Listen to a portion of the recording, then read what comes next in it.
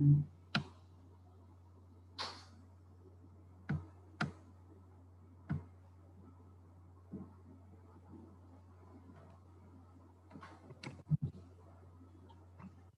day again, everyone.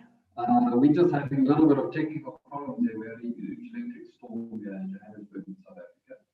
So I hope that the connection is stable. Let's see.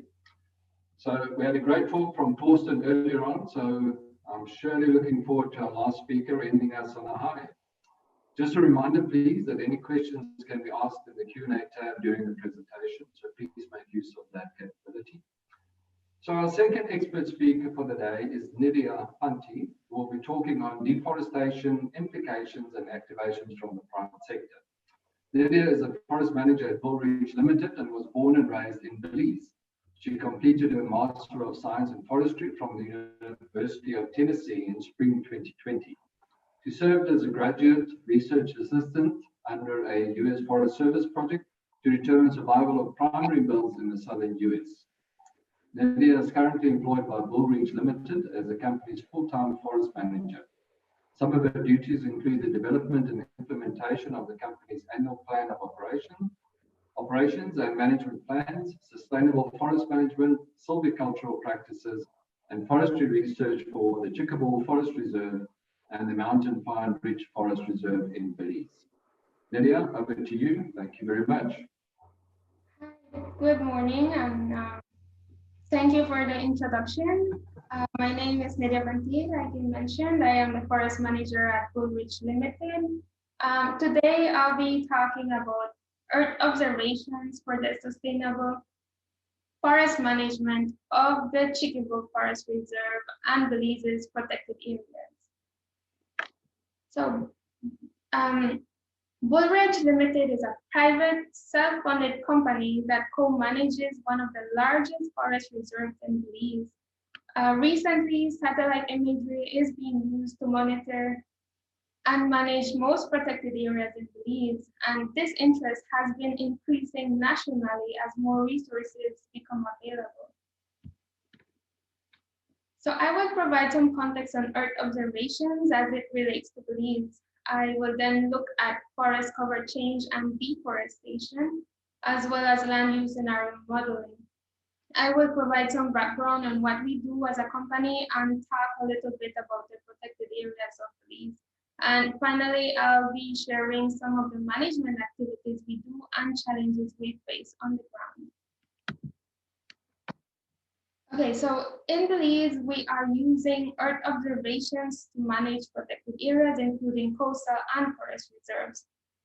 Just to give you some context, the first modern map of Belize's vegetation and forest cover was produced in 1959, and this map was produced based on aerial photography from the British. And at that time, Belize was still a British colony. In 1994, from that point forward, most of the maps of Belize's forest cover were generated using Landsat imagery, including a time series spanning 1980 to 2010. So as you may be aware, Norway has just funded KSAT, Airbus, and Planet to provide high-resolution data for this sector. Also, there has been progress in recent years through partners such as Server Amazonia and Google Earth Engine.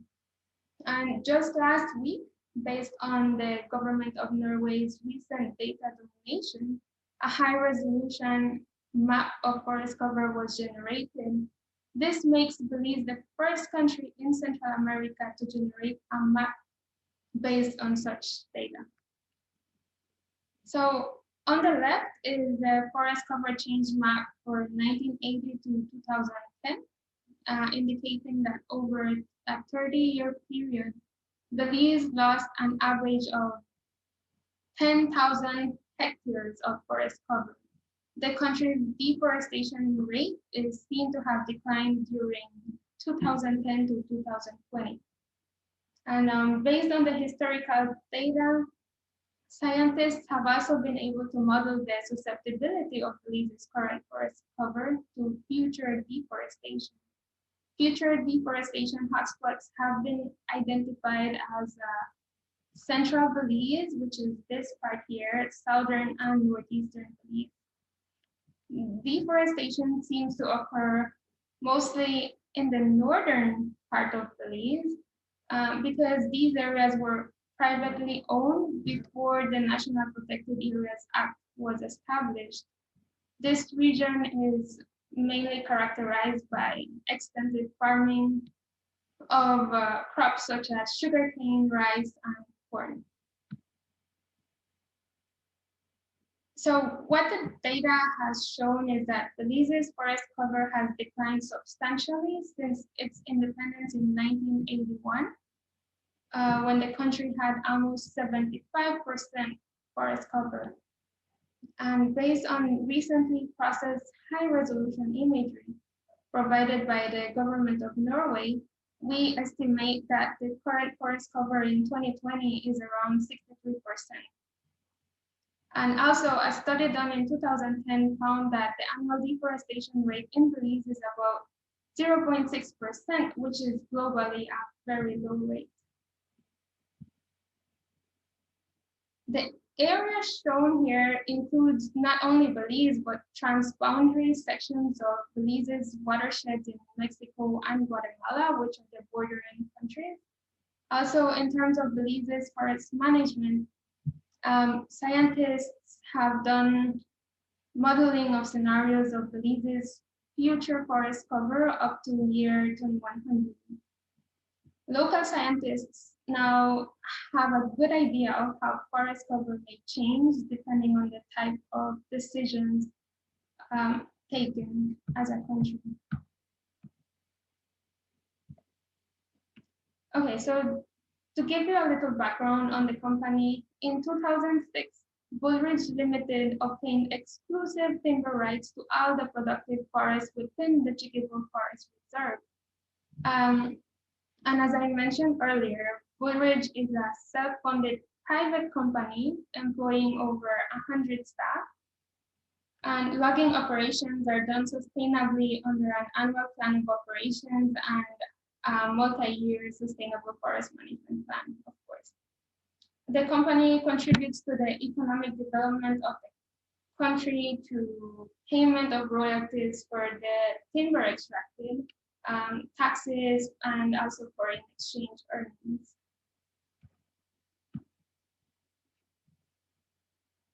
So our operations as a company varies from forest inventory to logging, trucking, milling, as well as exports.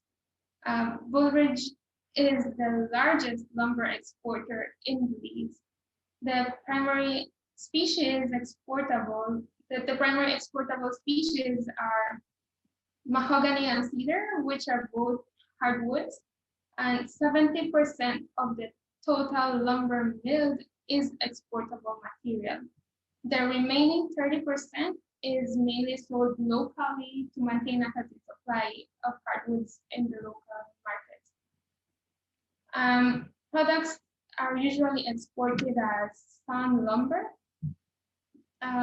Finished products of these hardwoods are sold locally. So I'll talk a little bit about the location or the protected area we manage. The Chiquibul Forest Reserve was first designated as a forest reserve in 1956, covering an area of about 185,000 hectares. So in 1999, part of the reserve was reclassified into a national park, and the national park is this and the archaeological reserve. So after their reclassification, the Chiquibul covered about 60,000 hectares, and it is now the largest managed forest reserve in Belize. It is located in the central mountainous region of Belize, and like I mentioned before, bordered by the Chiquibul National Park. Okay, so over 40% of Belize's landmass has some form of legal protection. We have at least 94 protected areas, including archaeological reserves and private reserves. Most of the area under protection, such as forest reserves, are managed for resource use and extraction. However, many protected areas have been designated for the preservation and protection of ecosystems and biodiversity. The map on your left shows all the protected areas in Belize, but I'll mainly emphasize on the area we manage, which is the Chiquibo Forest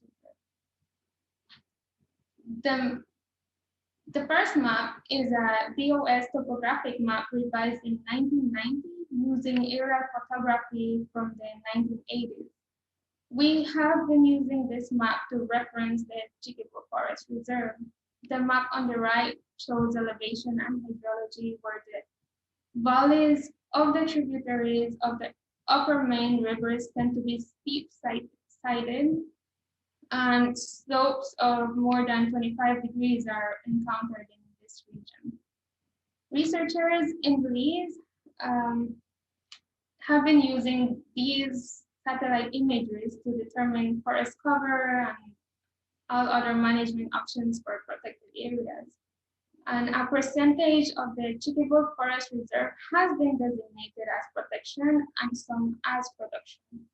For instance, because of the steep slopes on this area, the northeastern portion has been set aside for production because it's also not very accessible.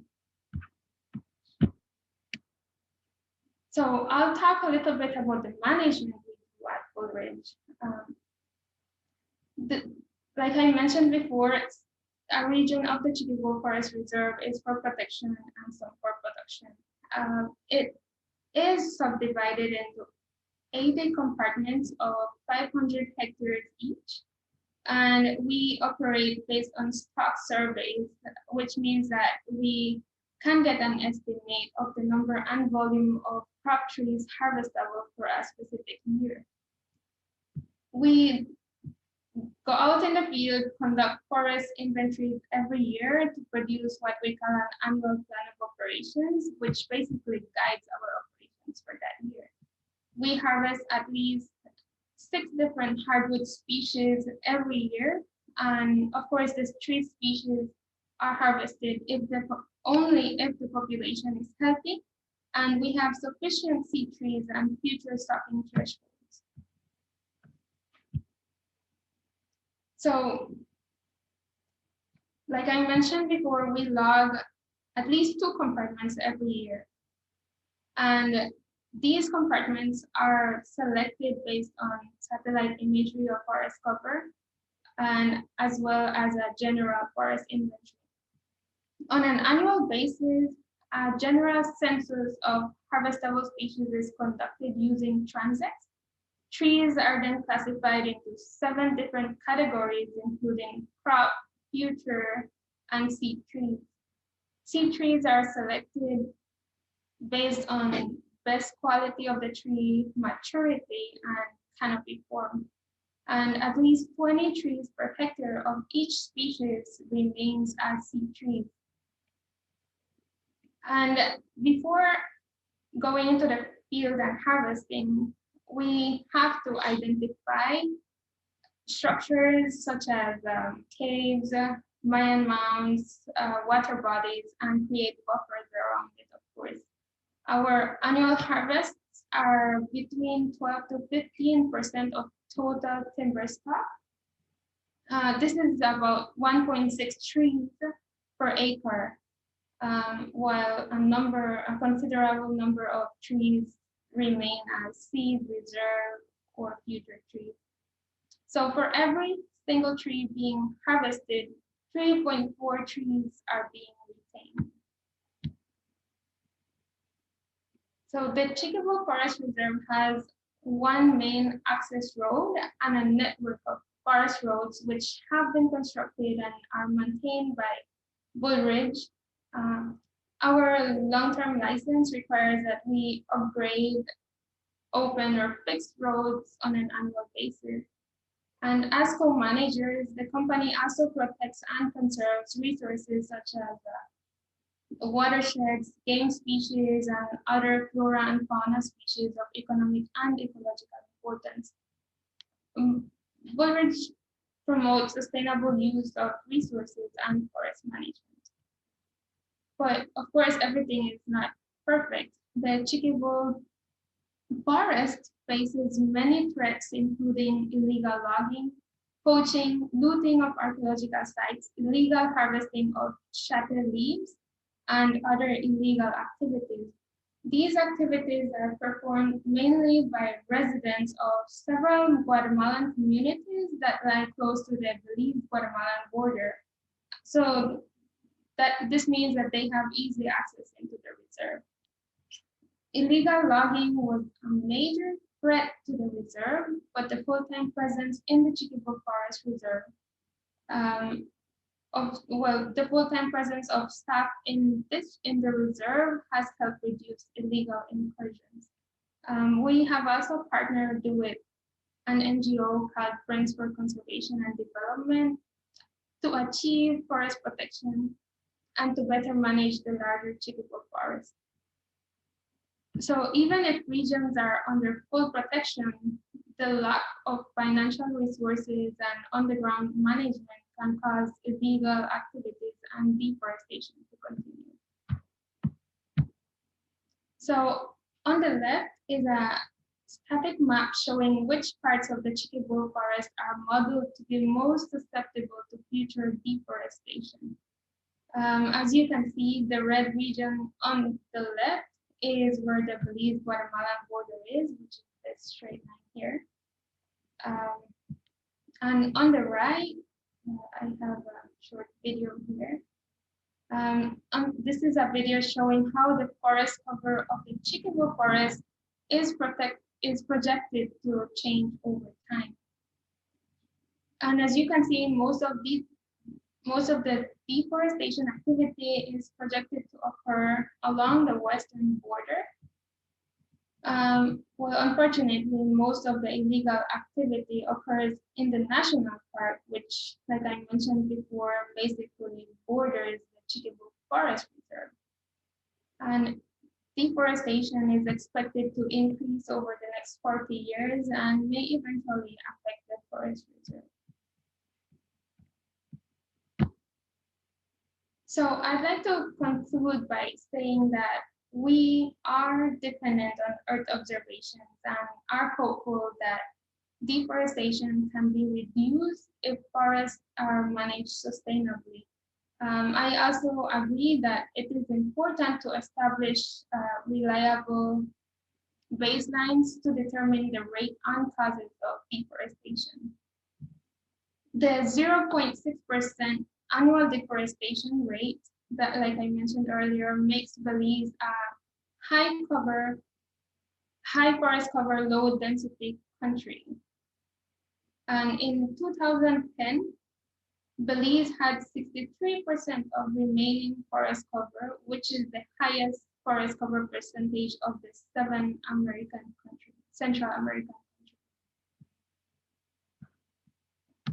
So with this, I'd like to conclude my presentation and thank you all very much for listening, and I will gladly take any questions that you may have.